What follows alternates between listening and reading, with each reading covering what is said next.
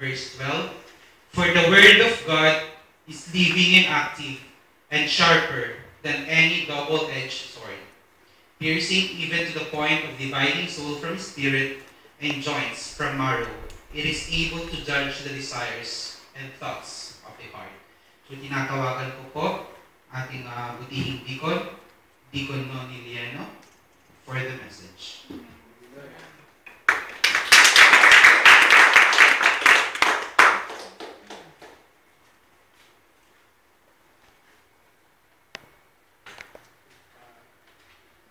Praise the Lord. Amen. This is the first time na Amen. Sermon. Sanay lang ako sa exhortation every Saturday sa Sunday School teaching. But this is my first time. Medyo struggle yata. Ningini. But praise God. Binigyan ako ng Panginoon. This is not a this is not a responsibility. This is not an obligation. This is the benefits of God. Purihin po ang Panginoon at there is scarcity of leaders, spiritual leaders. Nangangailangan po ang mga churches ng Panginoon ng deep-spirited spiritual leaders sa panahon ito. Sapagkat tayo po ang ating naibig ay talaga po nakita po natin kung paano kumikilos, namamayan ng sanlibutan. So, ang Panginoon po ay naghahanap po. And I believe sa umaga ito sa ating lessons na nasigita kayo about Joshua. Ang title po, Joshua, faithful follower of God. And this is covered the secret of Joshua's successful leadership. So, purihin po ang Diyos at I want to pray His message. Let us bow down our head. Muli naman namin Diyos, napasok namin sa umalang po, God. Glorify your name, Lord. I'm here, O God, your servant. Stand before you, O God. Lord, I'm too little, Panginoon. Napakalit ko, Panginoon, kung para Panginoon. Sa iyo, O God. Lord, I pray your anointing, O God, this morning. Pour out your word on my lips in behalf of the limitations, O God. Tulungan mo ako, Panginoon. Samahan mo ako, O God. Na mai-deliver po ang mensahe, Panginoon, sa kaunawaan ng bawat isa. Lord, salamat, Panginoon, sa privilege na kala mo sa aking buhay, Panginoon, yung mga pagsita ang nakapagbigay ng mensahe sa pamamagitan mo. Pagpalaan mo yung sita, Panginoon, kaming dalang sa pangalan ni Jesus, na aming Panginoon. Amen. So, hindi na ako nagamit mo ng mic, yung boses night. Okay naman po yung boses ko, medyo malakas, marinig po ba ng lahat? Amen. Praise God. So, marami tayong lessons na matututunan about the book of Joshua. So, the book of Joshua has many lessons for us. It teaches us the good things that God provides us. So, yung provision ng Panginoon sa ating ng Panginoon. And the Israelites have been slaves in Egypt. God has set them free with the help of Moses. At first, they did not trust God that God had done the right thing. Most of them died in the desert because they did not believe. Only Joshua and Caleb believed. The Israelites had walked about in the desert for 40 years. Now they were ready to enter the land, the promised land. But all of them had died who were old enough to fight at the beginning of their journey. This happened because they had not obeyed the Lord. So, apat na pong taon po naglakbay sa ilang ang bayang Israel sa pangunang po ni Moses. Pero silang lahat po ay namatay. Ang mga lalaking may sapat na gulang sa digmaan nang sila ay umalis po sa Egypto. Sinuway nila si Yahweh. Sinabi niya sa kanila, hindi nila makikita ang mayaman at masaganang lupain na ipinangako niya sa kanilang mga ninuno. So, yun nga po, dahil sa pagsuway nila, mahigit sila 500,000 o 600,000 na lumabas sa Egypto. But all of them were died in the desert. Lahat ng mga na. So, 40 years po sila naglakbay. At sa loob ng 40 years na yun, karoon sila ng mga anak, palipat-lipat silang lugar. So, nagkaroon ng mga bagong anak. At yung mga bagong pinanganak, yun ang nakasama ni Joshua at Caleb. So, yung matatanda na matay po sila sa wilderness. Sa pakipagugma. Only two of them were survived. Joshua and Caleb. Dalawa lang. From Egypt. So, Joshua and Caleb reached promised land with those who had been in the desert. The journey had taken about 40 years. Now they were ready to enter the land. Then Moses had said, God brought us out of Egypt. He will bring us and give us the land. Ito sinabi sa Deuteronomy 16:8, nilabas niya kami sa Egypto upang dalhin sa lupang pinako niya sa aming mga ninong. The book of Joshua is all about this. God brought the Israelites out of Egypt to take them into the promised land. The Israelites did not know completely until they entered the promised land. When we read the book of Joshua for the first time, it appears to be all unpleasant words. Nabasa na po ba natin ang book of Joshua? Have you been read? Last year na ituro ko ito yung sa mga nakauwi na, yung iba siguro naalala pa. So, babasahin po natin ang book of Joshua. There are unpleasant words, there are bloody words. Sapagkat may inutos ang Panginoon sa kanila. Talagang gera ito, patayan, genocide! Ubusin ang lahat ng nakatira doon. Kasi, bakit? The promised land already had its own inhabitants. May mga nakatira na po. Yung bayang pinangako ng Diyos. And God said they were evil people. Mga nakatira doon, they were evil. Why? They worship false God. They sacrifice the children to their gods. The practice of magic and sorcery. So they practice magic and sorcery. The inhabitants did not want the Israelites to live in the promised land. So the inhabitants would oppose the Israelites. Ay nila papasukin. Kailangan labanan nila. You have to oppose them. You have to go in war with the Israelites. But the Israelites have to kill all the inhabitants before they could enjoy the promised land. Kailangan pa nila. Yung gusto ng Panginoon. So, the book of Joshua is like a lesson for us today. The book shows us what God wants to do for all Christians. Many Christians are like Israelites who died in the desert. God has saved them from the judgment, but they do not realize all the good things that God has for them. They let other things to get in the way of these blessings. Mas gusto pa nila mamuhay sa kalikuan. Kung saan sila mapuntang bayan doon, nakikisali po sila sa practice na ginagawa nila. Madali silang mahawak sa maling gawa. Alam ng Diyos na makitigas ang ulo ng mga Israelita. It is important to read the book of Joshua with this in mind. It's not just a historical book. The book of Joshua has important lessons for all Christians, and the book of Joshua shows what God wants to do for us here and now. God brought us out to bring us in. Pas tayo ng Diyos sa kamay ni Satanas upang pumunta sa Kanya. To go with Him. The Lord had cared about the promises that He gave to you. You know that He yourself has not failed to keep one of them. The Lord has kept every good promises. So, it was all about Joshua. So, bago na tayo, introduction po lamang yun, bago po tayo tungo sa ating topic, ang namin natin po, sino po ba si Joshua? Pakifocus po yung biography ni Joshua. So, Joshua first was the helper of Moses in Exodus. We read a lot about Joshua in the book of Exodus, Numbers, and Deuteronomy, and Deuteronomy. Here are just 3 examples. Joshua led the army against the Amalekites when Joshua was fighting.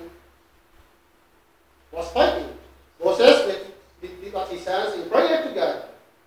Joshua knew the value of prayer. In Exodus 17:8-16, pinapuksan ng Panginoon, Exodus 17:8-16, at inutusan na nagkaroon ng labanan sa mga Amalekites. So si Joshua po ang ginawang leader ni Moses. Nilabanan nila ang Amalekites. Kawan ng labanan, at si Moses po umakit po ng bundok, tinas na iyong tungkod, at sinananalangin sa Diyos. Pag nakataas ang tungkod ni Moses, they win the battle. Pag bumababa, natatalo ang mga tauhan. So ang ginawa, ang kasama ni sa bundok ni Moses, ay si Hur at saka si Aaron, ang kanyang kapatid. So ang ginawa ng dalawa, sa gilid niya, itinataas yung kamay niya pag bumababa. So maghapon gano'n yung ginagawa, binabantiyan. Minsan nakakatuwang isipin nyo, no? Parang may comic din, di ba? Pag bumababa mo yung tungkod, tinataas na ang dalawa. Di ba? So pag tumataas mo yung tungkod, nananalo sila sa laban. Ang hapon tulad doon. At ibig ko sabihin, inubos nila ang mga Amalekites. Natalo po nila. So Joshua is a brave, we can see Joshua is a brave leader. Matapang po siya. So natatawa po tayo. Talaga po, ganito po ang nangyari.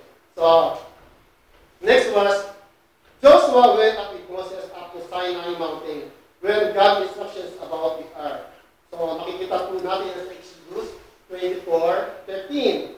So, nung umakyat po si Moses sa Mount Sinai, kasama niyo po si Joshua.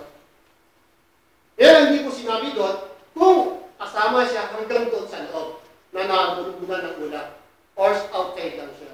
Pero kasama siya at nakita niya ang presence po ng Panginoon. Hindi po sinabi ng Biblia ang buong detalye. But ang sinabi dito, kasama niya umakyat sa bundok at sabay din sila bumaba. So, pangatlo, Joshua was one of the 12 men that Moses sent in secret to look at the promised land. Sinordi po yun yung promised land, yung Kanaan. At only Joshua and Caleb brought good news. Sa Numbers 13 po yan makikita, Joshua had faith God would provide. So nakita nila, sinurvey nila yung Kanaan, nakita nila na, nakaganda ng Kanaan. Subalit marami mga nakatira at lalaki ang mga tao. Pero si Joshua at Caleb ay hindi natakot because they trust God, they believe in God. Pero yung isang po, nag-report ng Majus, they all died. So, ganun po, yun po. So, about the biography of Joshua. So, nakilala po kung sino si Joshua. Mas maganda po malaman natin ang kanyang character. Because Joshua is God's faithful follower. So, si Joshua, hometown po ni Joshua, Joshua was born in Egypt, probably in the area named Goshen. He was named by his fellow Hebrews. Adopted po siya. Nung sila ay pumunta ng Egypt and Goshen, and then Joseph was there, doon na sila nanira. Kasi nagkaroon po ng panin sa kanilang lugar, so nanira sila sa Egypt for that long time. So, ang kanyang occupation doon, he is Egyptian slave, personal assistant ni Moses. He is a military commander and leader of Israel. Ang kanyang family tree is, ang kanyang father is Nun. Sinabi ko dito, hindi na po sinasama ang nanay. Ganun po ang kanilang kultura. Ang kanyang tribe po ay tribe of Ephraim. So kung nakilala po natin mga tribe, there are 12 tribes dito ba? Tribe of Levi, Simeon, Naphtali, Gad, Dan, Benjamin, dito ba? So si Joseph po natutra po ng Egypt, nagkaroon siya ng dalang anak. Si Ephraim at saka si Manasseh. Si blessing po na ni Jacob, ibinigay na kay Ephraim at Manasseh. So, nawala na po sa tribe of Joseph. Titingnan po natin yung lumang mapa, wala na po ang tribe ni Joseph. At ang tribe of Ephraim and Manasseh na po. So, next is, Joshua's name in the Hebrew language means the Lord is my Savior. The name Jesus in the Greek language means the same. God used Joshua to save the Israelites. Jesus is our Savior. Think about this, God was preparing Joshua to be the leader of the Israelites. Joshua was ready for the job. That job was ahead of him. We should allow God to prepare us and to use us in His work. Kaya natin po ang Panginoon na inanda tayo sa kanyang gawain. So yan po isa sa mga tumupuli natin. So, we're go to the message. So, pakipos po yung ating Bible text.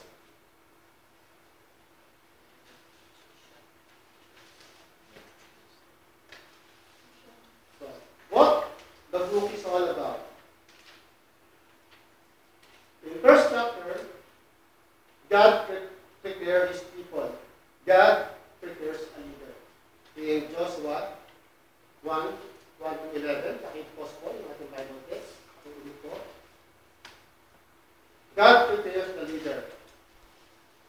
So, let's read.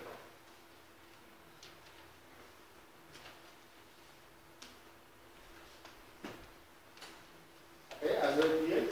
After the death of Moses, the servant of the Lord said to Joshua, son of Nun, Moses said, Moses, my servant, is dead. Now then you and all these people get ready to cross the Jordan River into the land I am about to give to them, to the Israelites. So, namatay na po si Moses. And God needs new leader. Moses was dead already at the age of 120. We can see that in Deuteronomy 34, 1 to 10. So, sabi ko dito, Then Moses climbed from Mount Nebo from the place of Moab to the top of Pisgah across the Jericho. There the Lord showed him the whole land from Gilead to Dan.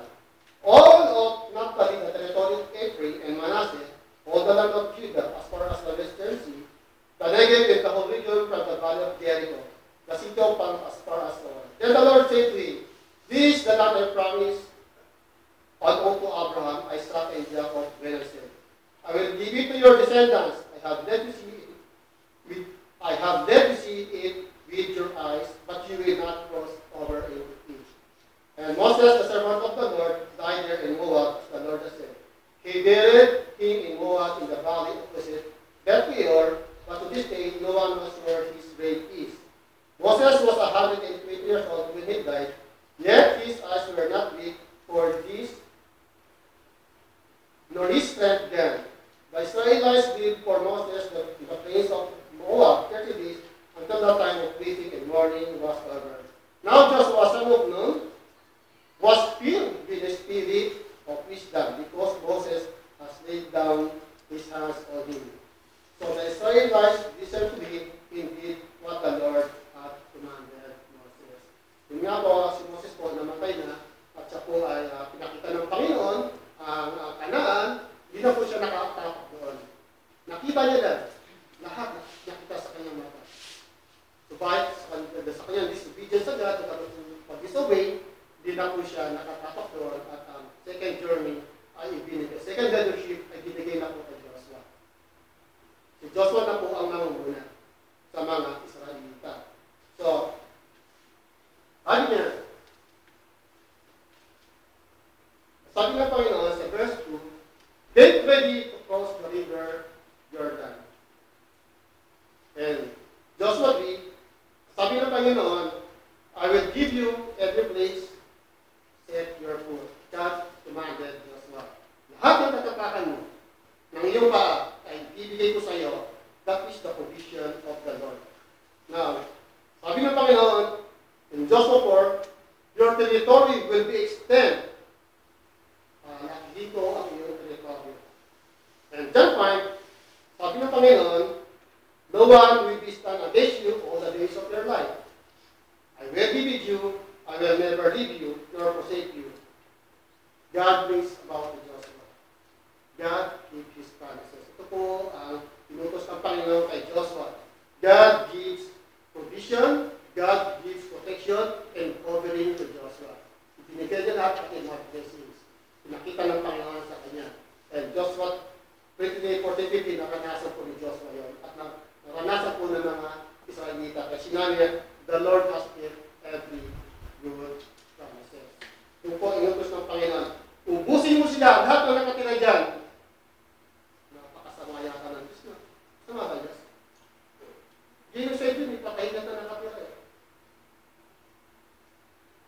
Siyempre, Diyos ang ibigay ng buhay. Siya marami. Sa may karapasan ng lahat. Ginamit niya po ang mga Israelita para makita ang kanyang pagka-Diyos. So, meron po tagubilin ng Panginoon sa verse 6, sabi niya, kay Joshua, be strong and courageous because you will lead these people.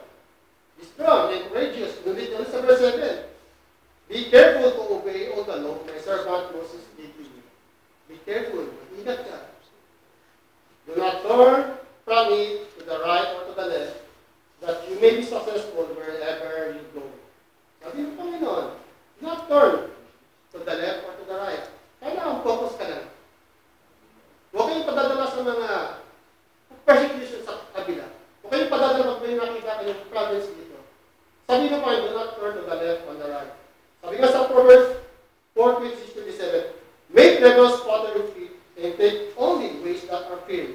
Do not swerve to the right or to the left. Keep your foot from evil. May po tayo kasamaan. Keep your foot from evil. Ito po ang tagubilin sa atin ng Panginoon. Now, nag-isip po tayo ngayon. Sino mo katabi mo? Si Joshua katabi. Nagdagay po tayo ng mga leaders dito sa church, meron tayong kinukunan.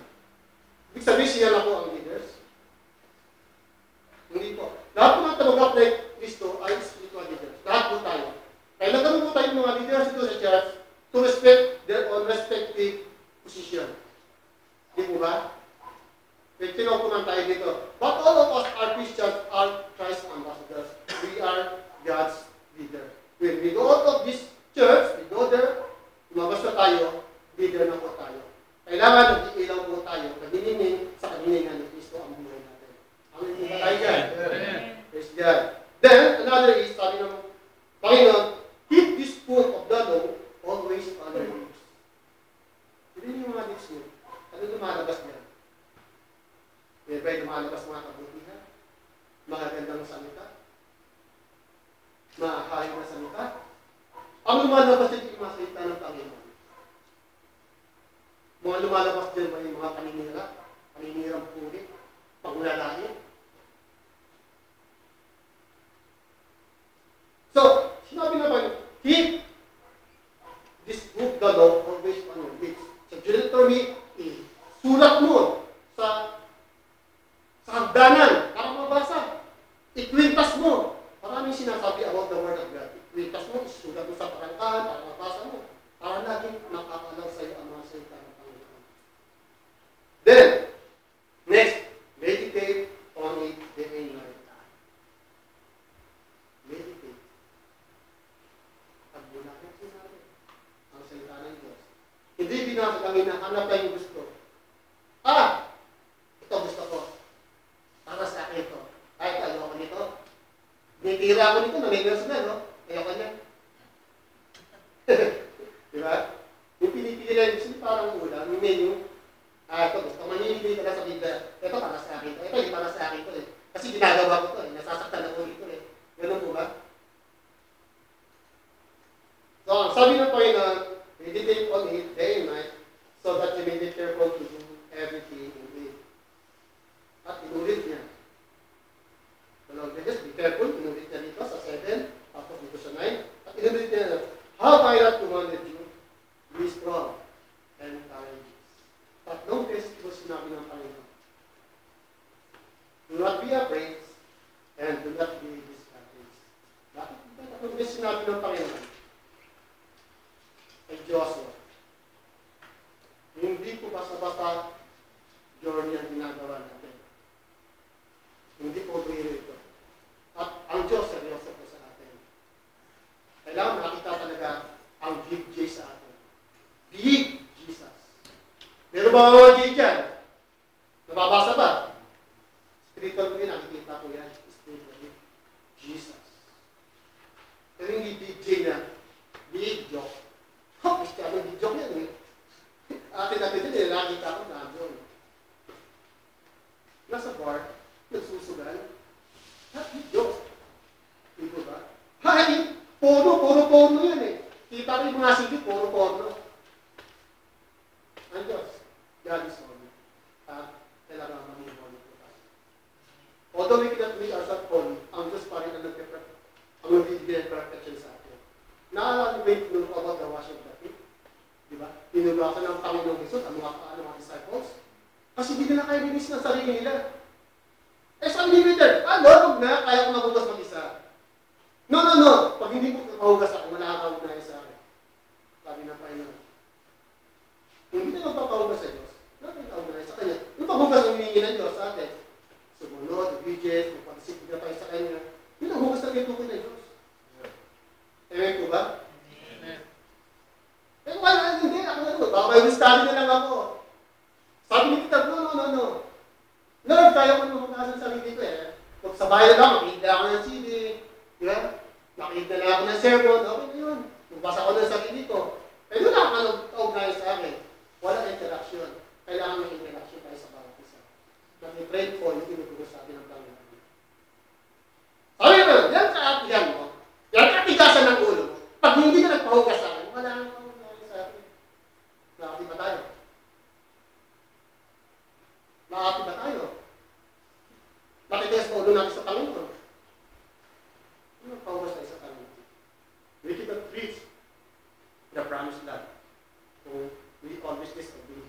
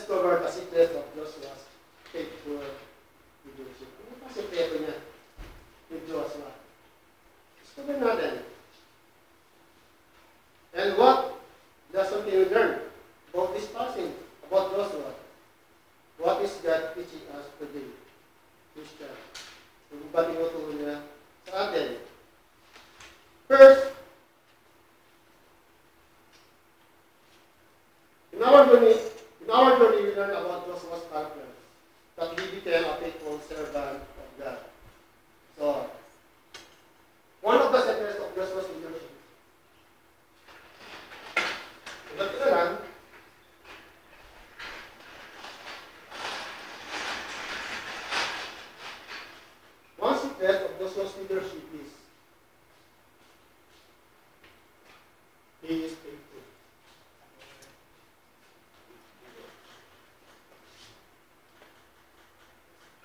He is faithful to God. Ang kanyang katatapat, ang kanyang pananampalataya sa paglilingkod sa Panginoon. Pero sa mga sikreto nakita natin sa ating pagbabasa sa pagtingin sa buhay ni Joshua. Another is, he is obedient. He obeyed God. He follows the instructions of God. Now, I may ask you, do you follow the instructions of God? O kaunti-kunti lang. Lord, ito muna, pati muna. Saka na to. Next time na iba. Darating naman tayo dyan. Di ba? Next. We trust God.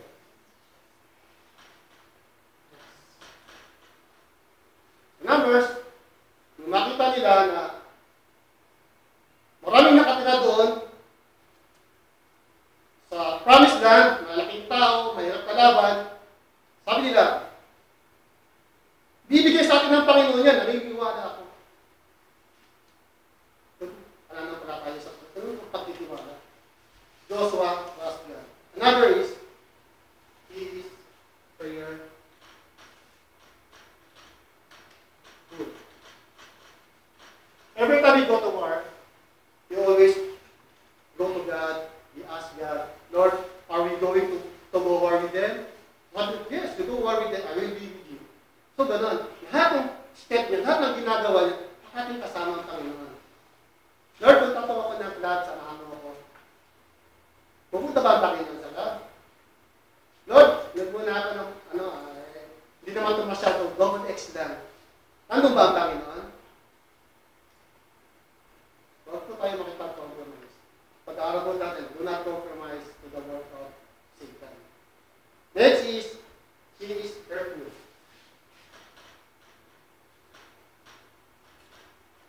The leader should be careful. Maingat.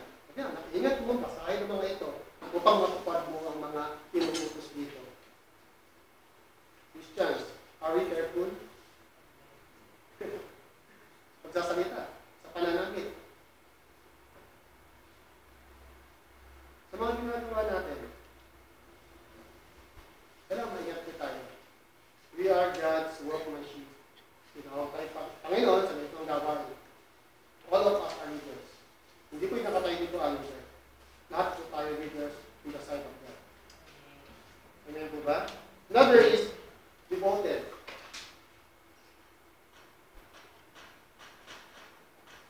Yeah.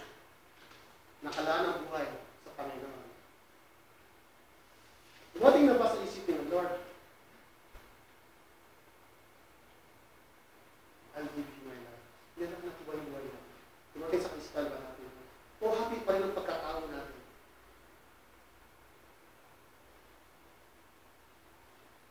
Next is, of course, he is brave.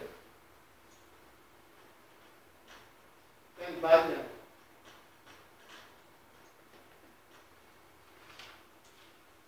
Siya ay matapang at malakas ang loob. Saan? Yung tapang lang ba? Matapang siya kasi bit-bit niya sa salita ng Panginoon. He carries the word of God.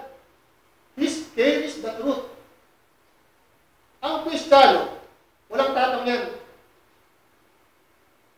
Kung namumuhay sa kasalanan, hindi makakapag-rebuke yan. Wala akong tapang. Hindi pinag-review. Even yourself, hindi mo kaya turuan. So, that is one of the character of Joshua. Sana maging character po natin. And the last is,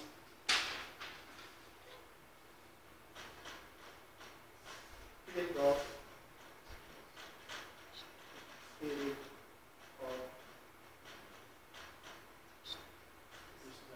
kailangan po tayo. Kailangan may wisdom tayo. Bakit tayo namin? Paano tayo matupos ng spirit of wisdom? Because of this. Hindi tayo punta sa gera, sa labanan, kung hindi natin ito ginagawa. After 1, 2, 3, 4, 5, 6, 7, 8, ang 10, pustos tayo ng banal na espiritu. Ang Diyos ang nangunguna sa atin. We can win the battle. Amen? Amen. Now, my question is, are you going to cross the river Jordan? Handa na po ba tayo?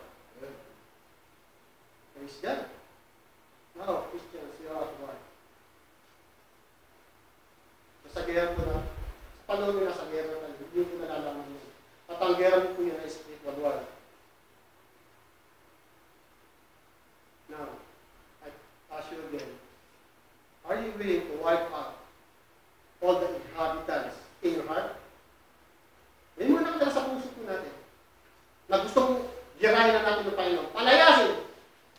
Tingnan mo yung puso natin, ano ba laman ng puso? Ano ba laman yan? Unforgiveness. Hatred. Nakakapit yan. Kaya, ang Holy Spirit, hindi makapag-ibig. Kaya, buwan sa iyong paglaki.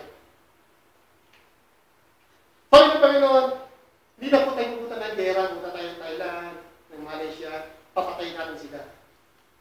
Meron nakatira dito sa puso natin. Kaya din ang battle natin sa bibito natin. We are at war with ourselves now. We're not going to war with Japan, to China, to get their land, because nandito po ang land ng Panginoon sa ating puso.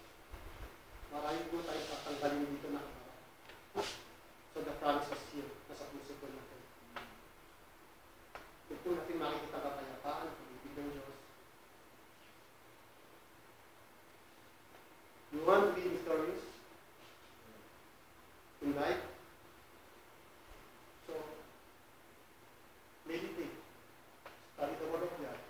Obey God. Be prayerful. Be careful. Lagi tayo nga.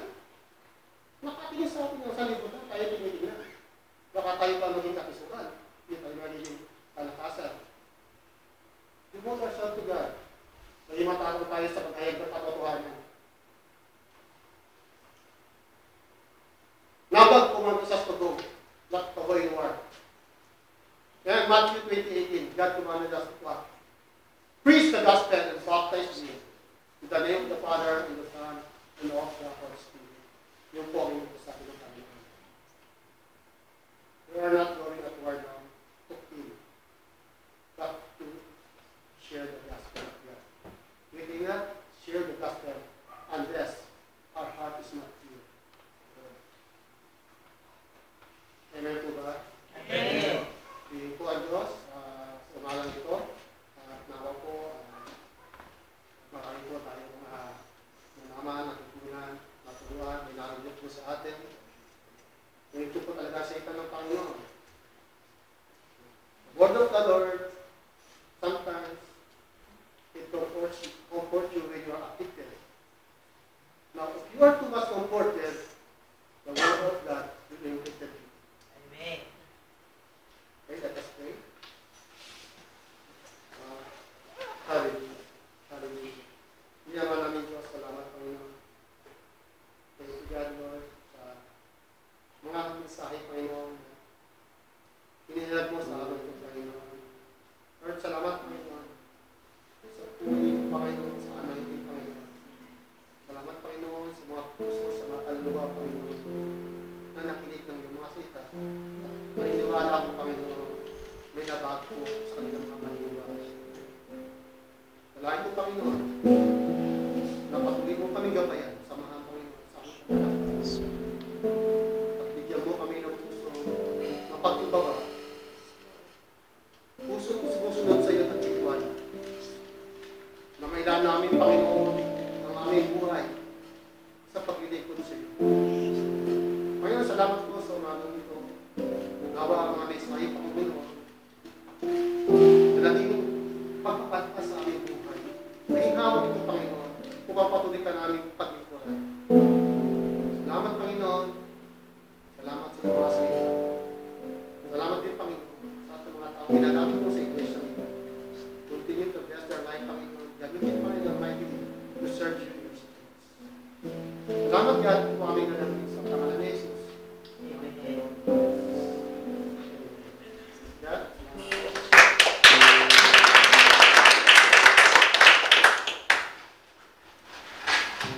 Maraming salamat po, Deacon Manny. At sana po ay nag-isang puso po natin ang mensahe na gustong ipahayag sa atin o ipahiwatig sa atin. At ngayon nga po ay dadako po tayo sa testimony or patotoo. At sabi po sa Mark chapter 5 verse 19, "Go to your friends and tell them how much the Lord has done for you and how He has had mercy on you." So, sino po dito ang papator, magbibigay ng testimony sa ginawang kabutihan sa kanyang Panginoon? So, papangunahan ko